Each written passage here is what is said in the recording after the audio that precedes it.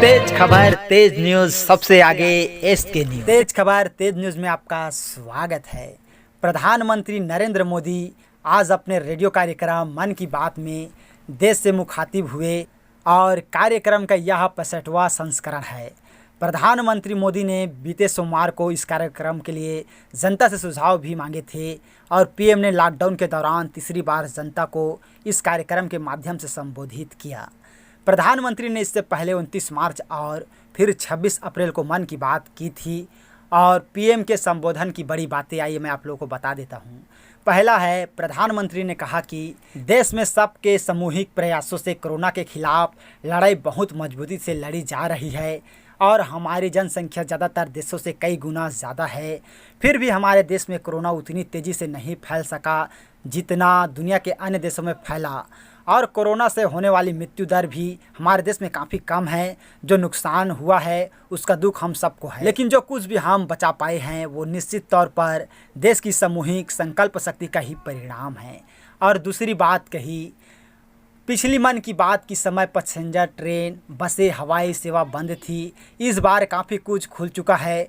श्रमिक सेवाएं, special train चल रही है और हवाई जहाज़ उड़ने लगी है और युगों पर धीरे धीरे चलने लगे हैं। ऐसे में हमको सबसे ज़्यादा सतर्क रहना है। और तीसरी बात कही, देश के सभी इलाकों से महिला सेल्फ हेल्प ग्रुप के परिश्रम की भी अनगिनत कहानियाँ इन दिनों हमारे सामने आ रही है।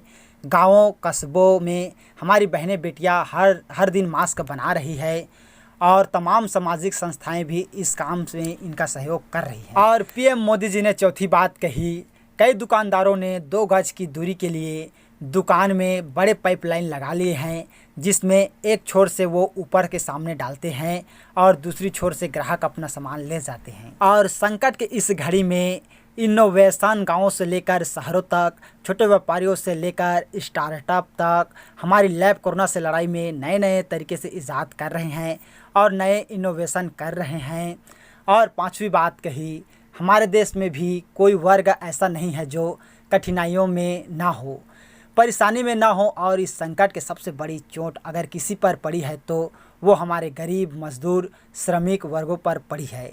उनकी तकलीफ़, उनका दर्द, उनकी पीड़ा शब्दों में नहीं कही जा सकती। जो दृश्य आज हम देख रहे हैं इससे देश को अतीत में जो कुछ हुआ उसके अवलोकन और भविष्य के लिए सीखने का अवसर भी मिला है। आज हमारे श्रमिकों की पीड़ा में देश के पूर्वी हिस्से की पीड़ा को देख सकते हैं। उस पूर्वी हिस्से का विकास बहुत आवश्यक है।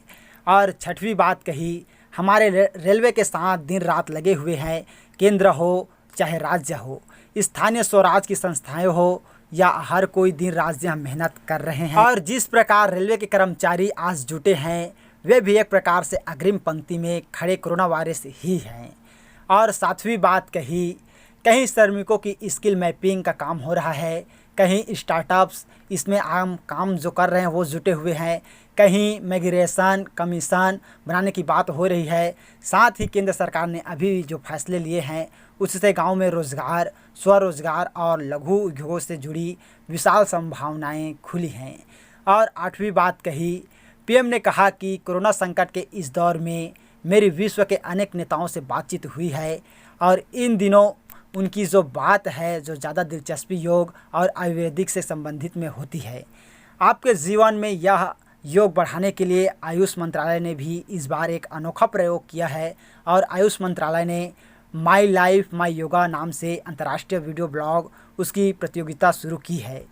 भारत ही नहीं पूरी दुनिया के लोग इस प्रतियोगिताओं में हिस्सा ले सकेंगे। और नौवां बात कही, कोरोना संकट के इस समय में योग आज इसीलिए भी ज़्यादा अहम हो गया है क्योंकि ये वायरस हमारे रेस्पिरेशन सिस्टम को सबसे आगे प्रभावित करता है।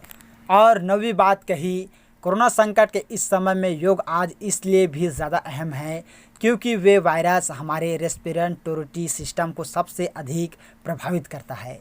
योग में तो रेस्पिरेटरी सिस्टम को मजबूत करने वाले कई तरह के प्राणायाम हैं जिनका असर हम लंबे समय से देखते आ रहे हैं। और 10वीं बात कही, प्रधानमंत्री ने कहा कि बहुत से लोगों ने ये बात बताया है कि उन्होंने जो सामान उनके इलाके में मिलते हैं उनकी पूरी तरह लिस्ट बना ली है और ये लोग अब लोकल प्रोडक्ट को ही खरीद रहे हैं और वोकल फॉर लोकल को प्रमोट कर रहे हैं ये बात कही। तो ये 10 बातें पीएम मोदी जी ने अभी मन की बात में बताई।